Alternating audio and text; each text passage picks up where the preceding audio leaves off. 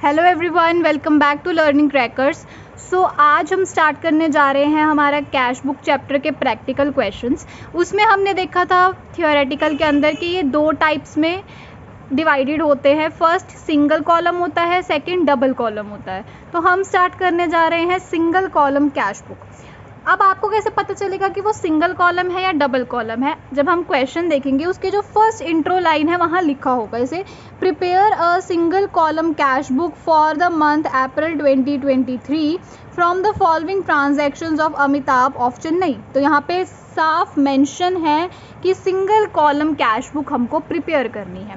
तो हम यहाँ पर एक चीज़ लिखेंगे सबसे पहले, इस नहीं लिखोगे तो नंबर कट जाएंगे।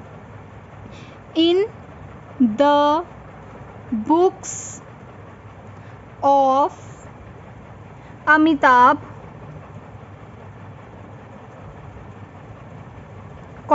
Chennai. Next, cash book as on, फिर यहाँ पे डेट आ जाएगी। इसका जो फॉर्मेट होता है हमारे लेजर जैसा ही होता है, date, particulars, LF amount, date, particulars, LF amount। ठीक है,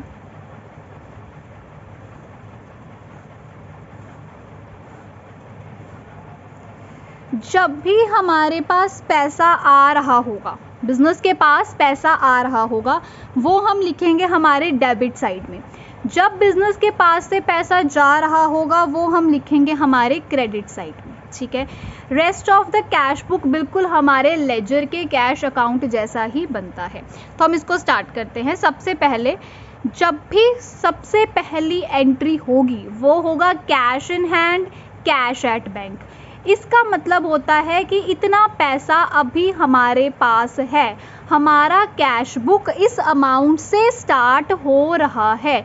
इट मीन्स ये जो है हमारा बैलेंस ब्रॉट डाउन है।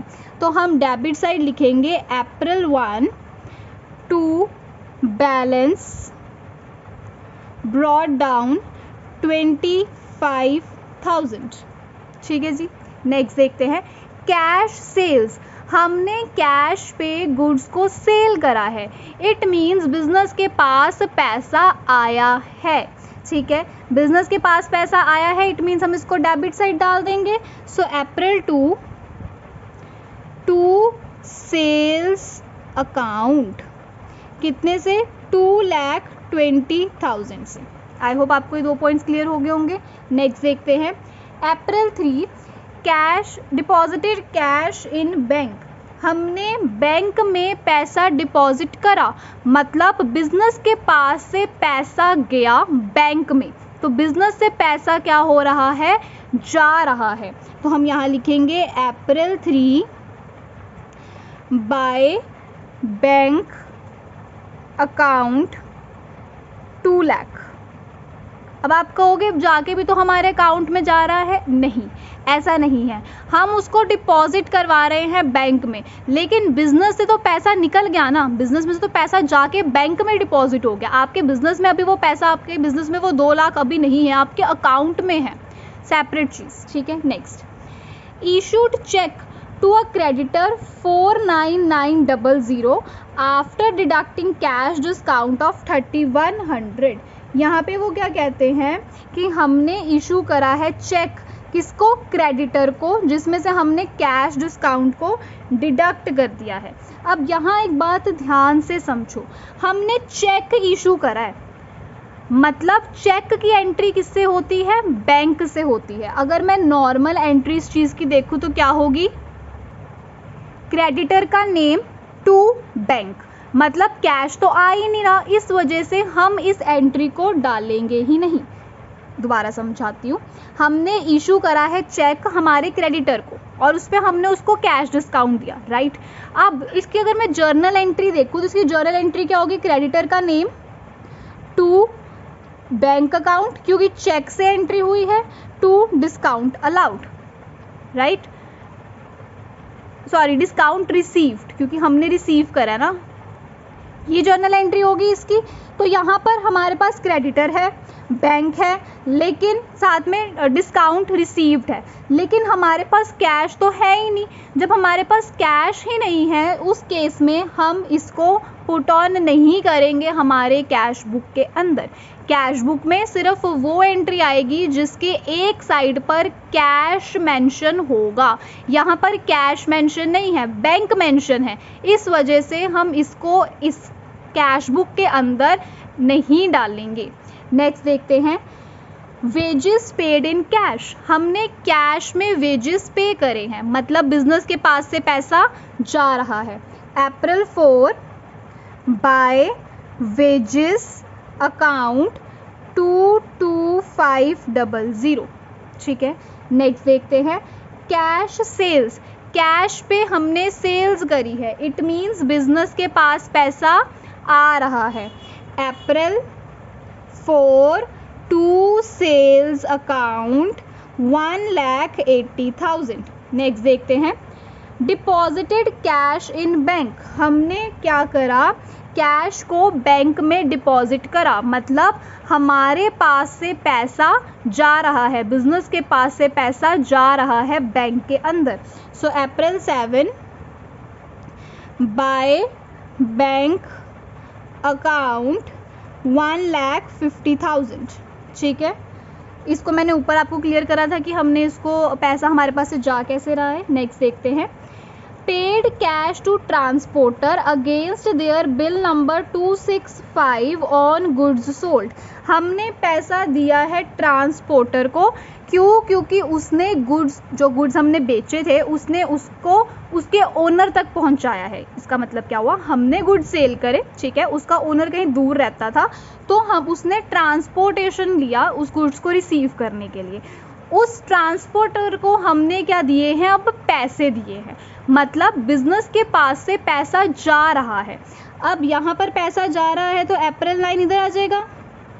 ठीक है, यहाँ पर अब वर्ड मेंशन ट्रांसपोर्टर नहीं होगा, सेल्स नहीं होगा, यहाँ हम वर्ड लिखेंगे कैरिएज आउटवर्ड। मैंने आपको जब हमने जर्नल करी थी तब भी कैरिएज का मतलब बताया था, तो इस वजह से यहाँ पर आएगा कैरिएज आउटवर्ड अकाउंट। ये हमारा है 4500। नेक्स्ट देखते हैं, पेड कैश फॉर रिपेयर्स। हमने किसी चीज़ की रिपेयर करवाई है, उसके लिए हमने पैसा दिया है, राइट। सो पैसा बिजनेस के पास से क्या हो रहा है, जा रहा है। अप्रैल 20 बाय रिपेयर्स अकाउंट, कितने से, 2000 से। नेक्स्ट देखते हैं, purchased goods on credit from you and company. हमने गुड्स उधार पर लिए हैं, उधार पे लिए मतलब कैश इन्वॉल्व नहीं है, ना कैश आया है ना कैश गया है, इस वजह से हम इसको एंट्री को पुट ऑन नहीं करेंगे। नेक्स्ट देखते हैं, paid cash to Sunil a creditor after deducting discount of 500 9500। हमने कैश दिया है किसको, सुनील को। सुनील कौन है, हमारा क्रेडिटर।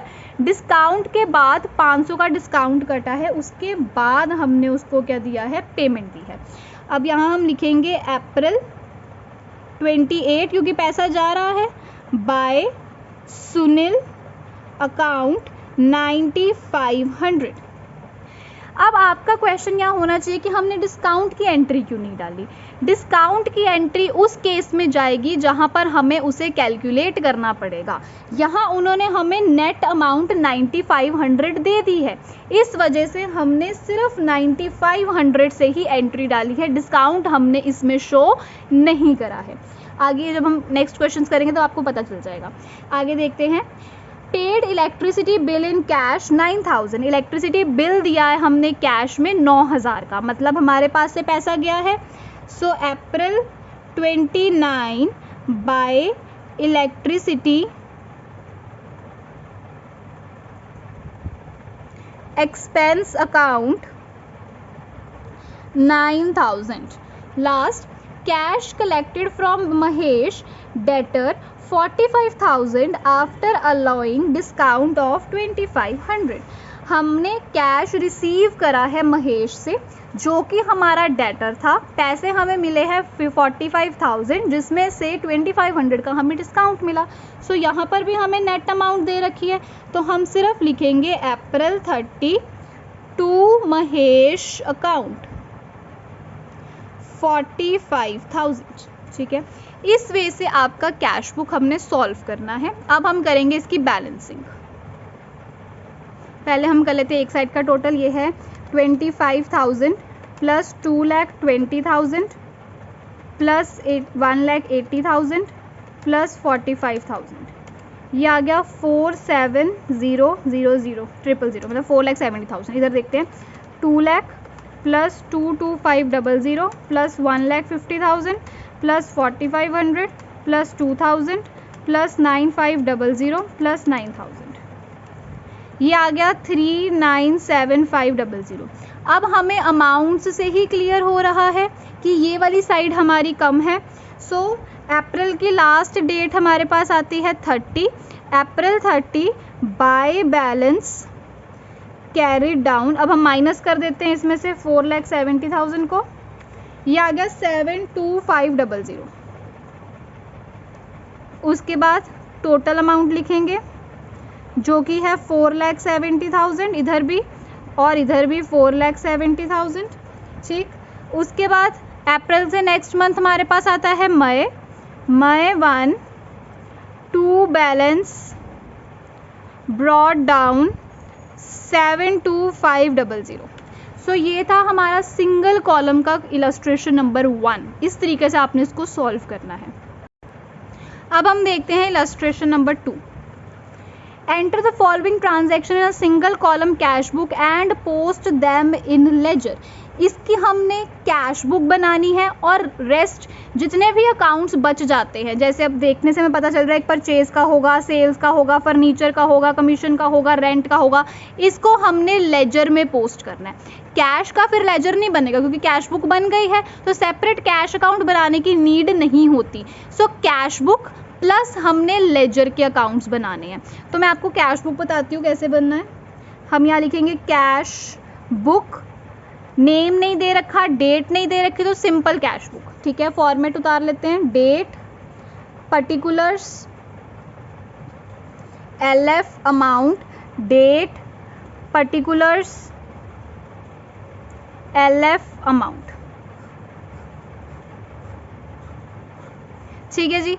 सो सबसे पहले हमारे पास आता है अप्रैल 1 कैश इन हैंड। मैंने आपको प्रीवियस वीडियो में भी बताया था cash in hand, cash at bank. इसका मतलब क्या होता है कि ये आपके हैं balance brought down. So 2023 April 1 to balance brought down 50,000। ठीक है, नेक्स्ट देखते हैं कैश परचेज। हमने क्या करा है, गुड्स खरीदे हैं कैश देके, मतलब हमारे बिजनेस के पास से क्या जा रहा है, कैश। तो यहाँ पर एंट्री आएगी अप्रैल 5 बाय परचेजेस अकाउंट 10,000। नेक्स्ट देखते हैं कैश सेल्स। कैश पे सेल्स करिए मतलब पैसा आ रहा है, तो एंट्री इधर आएगी April 8 to sales account 8,000। Next purchased furniture, हम फर्नीचर खरीद के लेके आए। ठीक है, इसका मतलब क्या हुआ, हमारे पास से पैसा जा रहा है। So April 15 by furniture account 5,000। Next commission received, हमें कमीशन मिली है मतलब बिजनेस के पास पैसा आ रहा है। So April 25 to commission received account 1,000। Last paid rent, हमने रेंट दिया मतलब बिजनेस के पास से पैसा जा रहा है। अप्रैल 30 बाय रेंट अकाउंट 6,000। अब हम करते हैं इसका टोटल 50,000 प्लस 8,000 प्लस 10,000 ये हो गया 68,000, इधर देखते हैं 10,000 प्लस 5,000 प्लस 6,000, ये हमारा हो गया 21,000। ठीक है जी। सो अब कम किस साइड है? ऑब्वियसली इस साइड, तो हम यहाँ लिखेंगे अप्रैल 30 बाय बैलेंस कैरिड डाउन कितने से? 47,000 से। आई थिंक कुछ गड़बड़ हुई है। 47,000 50,000 प्लस 8,000 प्लस 1,000 59,000 आएगा इधर। हाँ जी, अब आ गया है 38,000। ठीक है, उसके बाद टोटल कर देते हैं 59,000 और मई 1 में आप इधर अपनी क्या करोगे? कैरी डाउन की एंट्री को पुट ऑन, ब्रॉड डाउन की एंट्री को पुट ऑन कर दोगे। ठीक है, सो ये था आपका सिंगल कॉलम कैश बुक। कल से हम स्टार्ट करेंगे डबल कॉलम, या देखेंगे एक आधा क्वेश्चन हम और सिंगल कॉलम का देख लेते हैं अगर हमें मेरे को मिला तो। ठीक है, अदरवाइज हम कल से double column cash book solve करेंगे। सिंगल कॉलम आपको लॉन्ग क्वेश्चन नहीं आता है, इसका हमेशा शॉर्ट क्वेश्चन ही आता है। लॉन्ग क्वेश्चन में डबल कॉलम आती है, इसलिए सिंगल आई थिंक इससे आपको क्लियर हो जाएगा कि कैसे सॉल्व करना है।